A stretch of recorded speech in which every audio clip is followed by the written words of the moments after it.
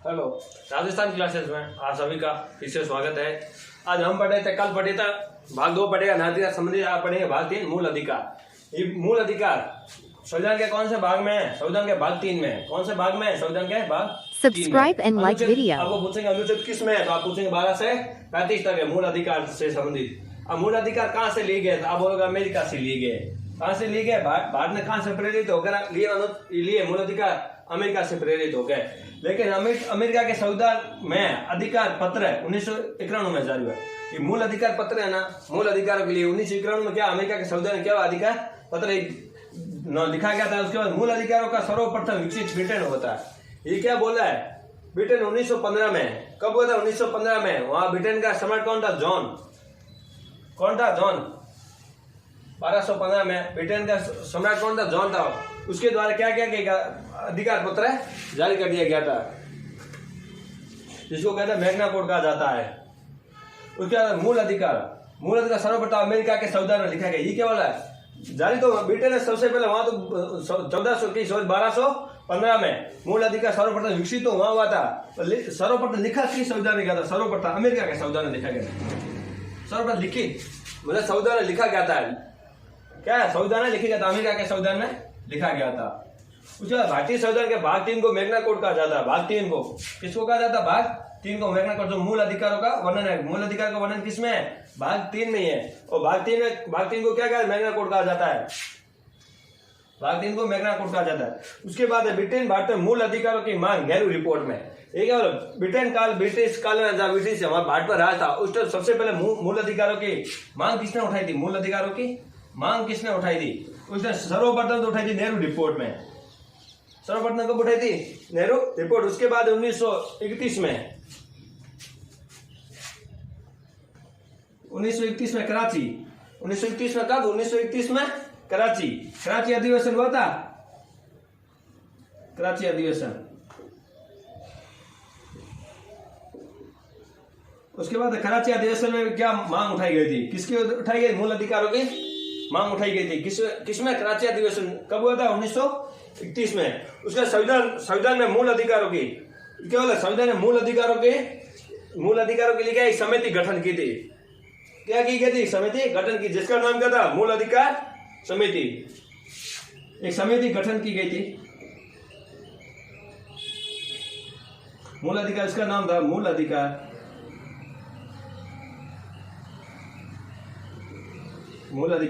समिति।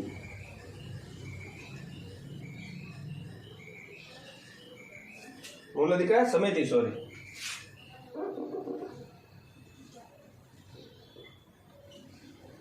मूल अधिकार समिति, जिसके अध्यक्ष कौन थे? अध्यक्ष? सरदार वल्लभ भाई पटेल थे।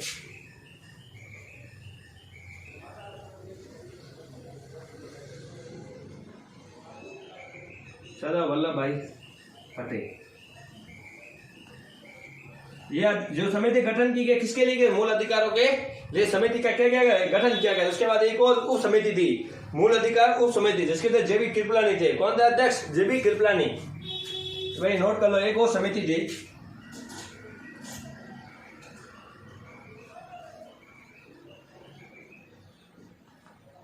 मूल अधिकार उप समिति, जिसके अध्यक्ष थे जेबी कृपलानी। कौन थे? जेबी कृपलानी। मूल अधिकारों के लिए भारत में क्या? पहला तो मूल अधिकार समिति का गठन किया गया था। मूल अधिकार समिति का, जिसके अध्यक्ष थे कौन थे? सरदार वल्लभ भाई पटेल थे। और उसके बाद एक और उप समिति और गठन की, मूल अधिकार उप समिति, जिसके अध्यक्ष थे जेबी कृपलानी। मूल अधिकार उप समिति के कौन थे? कृपलानी। अब मूल अधिकार रक्षक अभिभावक किससे कहा जाता है? या तो हाईकोर्ट या को सुप्रीम कोर्ट को बोलेंगे, क्योंकि अगर आपको मूल अधिकार का हनन होता है तो अब हाईकोर्ट जाओगे या तो सुप्रीम कोर्ट जाओगे। अगर सुप्रीम कोर्ट जाता है तो अनुच्छेद 32 के तहत, अगर हाईकोर्ट जाता है तो अनुच्छेद 226 के तहत। एक बार ये नोट कर लो।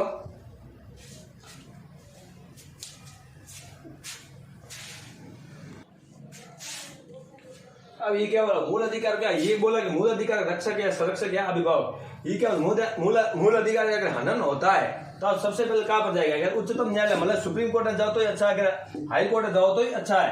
अगर सुप्रीम कोर्ट जाते तो अनुच्छेद अनुच्छेद 32 के तहत। आप किसके तहत जा सकते हैं? अनुच्छेद 32 के तहत। अगर आप उच्चतम न्यायालय जाते तो अगर उच्च न्यायालय जाते तो अनुच्छेद कौन सा होगा? 226, अनुच्छेद 226। अगर आप हाईकोर्ट जाते अनुच्छेद 226 के तहत, आप क्या जा सकते? कहां पर? हाईकोर्ट। हाईकोर्ट आप जाके बोलोगे मेरे मूल अधिकारों को क्या हुआ है? हनन। अगर इन दोनों न्यायालय बाद क्या करेंगे? किसी न्यायालय में जाओगे, मूल अधिकार हनन होगा तो 5 प्रकार की रीट जारी करता है। 5 प्रकार की। कितने प्रकार की रीट जारी करता है? 5 प्रकार की क्या करता है? रीट जारी करता है। 5 प्रकार की रीट जारी करता है। चाहे हाईकोर्ट जाओगे तो भी 5 प्रकार के करेंगे, सुप्रीम कोर्ट जाओगे तभी 5 प्रकार की क्या रीट जारी करेंगे जब मूल अधिकारों का हनन होता है। उसके बाद बोलते हैं मूल अधिकारों की विशेषता। मूल अधिकार विवाद योग्य है, न्याय योग्य है, संवैधानिक अधिकार प्राप्त है। ये क्या? संवैधानिक अधिकार प्राप्त है। मूल अधिकारों को क्या है? संवैधानिक अधिकार प्राप्त है। और केवल भारतीय नागरिकों के लिए मूल अधिकार कौन कौन से अनुच्छेद में? 15, 16, 19, 29 और 30। कौन सा? 15, 16, 19 और 29 और 30 में। उसके बाद भारतीय प्लस विदेशी मूल अधिकार प्राप्त है। क्या भारतीय और विदेशी दोनों को कौन कौन से प्राप्त है? 14, 20, 21, 22, 23, 24, 25, 26, 27, 28 और 32। अनुच्छेद 32 के तहत कहा जा सकते हैं? सुप्रीम कोर्ट जा सकते हैं अगर मूल अधिकारों का हनन होता है तब। ये बोलेगा निम्न मूल अधिकारों का दंडनीय अनुच्छेद कौन सा है? मूल अधिकार दंडनीय अनुच्छेद किसे कहता है? दंडनीय अनुच्छेद। दंडनीय अनुच्छेद